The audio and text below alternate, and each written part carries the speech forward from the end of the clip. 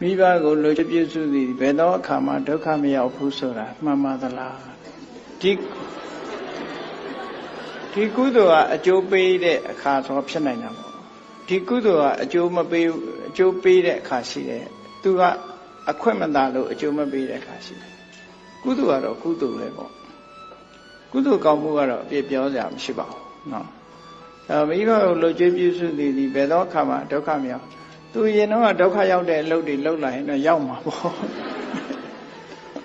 အဲ့တော့ဒါတခုတည်းနဲ့တော့ပြောလို့မရဘူးမိဘကိုငွေကြေးသာထောက်ပံ့မှုပြုပြီးကိုယ်တိုင်ကိုယ်ကြမပြုစုဘူးဆိုရင်ကိုကျေးဇူးဆရာရောက်ပါသလားမြတ်စွာဘုရားကကျေးဇူးဆရာရောက်မရောက်ဆိုတာနဲ့ပတ်သက်ပြီးတော့မိဘကကိုယ်ကိုကျေးဇူးပြုတာ၃ချက်ရှိတယ်သားသမီးတွေပေါ်မှာမိဘကျေးဇူးပြုတာမြတ်စွာဘုရားကကျေးဇူးဆရာရောက်မရောက်ဆိုတာနဲ့ပတ်သက်ပြီးတော့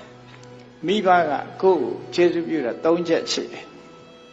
သားသမီးတွေပေါ်မှာမိဘကျေးဇူးပြုတာအာပါဒကသားသမီးကိုဆောင်းလျှောက်ခဲ့တယ်ဆောင်းလျှောက်တယ်ဆိုတာလူလမ်းမြောက်လာသည်ထီအောင်ဆောင်းလျှောက်ပြီ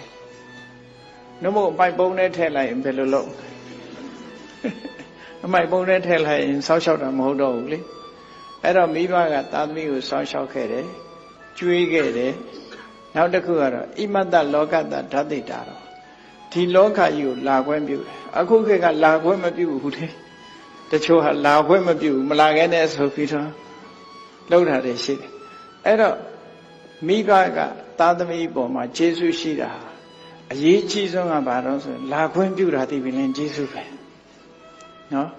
ကိုယ့်ကိုလူလောကထဲကိုကမိဘကိုအမိပြုပြီးမှလူလောကထဲရောက်နိုင်တာကိုပြီးတော့လူလောကထဲလာခွင့်ပြုလိုက်တာကမိဘရဲ့ကျေးဇူးပဲ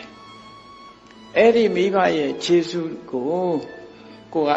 ပြန်ဆက်လို့ရတာမိဘကိုကြွေးခဲ့လို့ကိုပြန်ကြွေးတယ်မိဘကိုဆောင်းရှောက်ခဲ့လို့ဆောင်းရှောက်တယ်အဲ့ဓာတွေအတွက်ကကျေးဇူးကျေနိုင်တော့လေလူလောကကြီးကိုလာခွင့်ပြုတဲ့ကျေးဇူးကတော့ဘယ်လိုဆက်လို့မရဘူးအဲ့တော့ကျေအောင်ကျေးဇူးဆက်တဲ့နည်းကတော့ဘာလို့ဆိုရင်ဓမ္မနဲ့ကျေးဇူးဆက်ရင်ကျေးတယ်ဓမ္မနဲ့ကျေးဇူးဆက်တယ်ဆိုတာတရားတရားမရှိသေးတဲ့မိဘတရားတရားရှိအောင်နော်အလှူဒန်းမလှူတတ်တဲ့မိဘလှူအောင်သီလမရှိသေးတဲ့မိဘသီလရှိအောင်ပညာမရှိသေးတဲ့မိဘပညာရှိအောင်